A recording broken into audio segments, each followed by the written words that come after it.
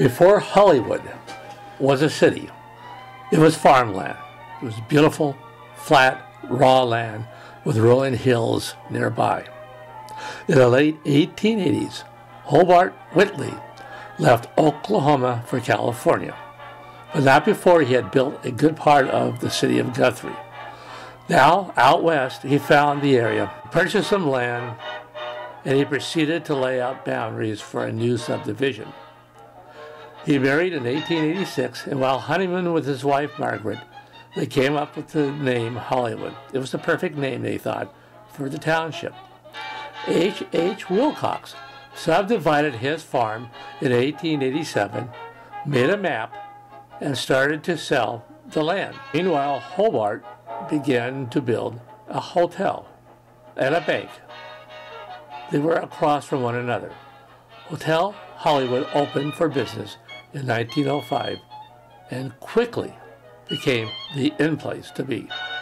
From the very beginning, as the film industry came to town, stars, producers, studio moguls, and dignitaries of all types stayed there. The town grew quickly. Hotel Hollywood and the bank no longer stand. Their location was the corners of Hollywood and Highland. Today, the Dolby and Grauman Chinese theaters are there. Whitley is no longer a house-word name, yet there are numerous streets named after him. Examples: Whitley Terrace, Whitley Avenue, Hobart Boulevard. What does stand is Whitley Heights. The area is above Franklin Avenue and overlooks the city.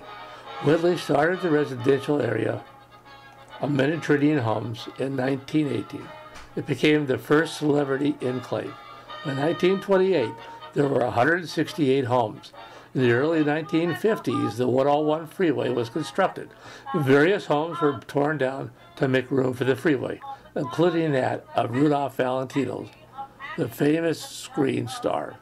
Today, the Heights is on the historical register, nearing 80 years of age. Not only did Whitley establish Hollywood and the Heights, but other townships here in California. Some examples include Van Nuys and Reseda, and a good part of San Fernando Valley was developed for upcoming subdivisions. In Oklahoma, prior to Hollywood, Oklahoma City, Guthrie, El Reno, Chickasaw, and many others were established along the Rock Island Railroad. He was the director of that railroad. So it is important that he was so important that he was asked to be Oklahoma's first governor. He turned it down. And he went to Washington to convince D.C. to make Guthrie the first state capital. A good part of Guthrie, including the first brick buildings, were his. Prior to this, he was in Texas, in the Dakotas, and elsewhere.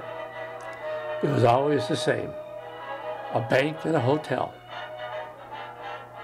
In sum total, he developed 140 towns, and often he gave land for public schools to be built. Mr. Whitley is known as the father of Hollywood, and as they say, the rest is history.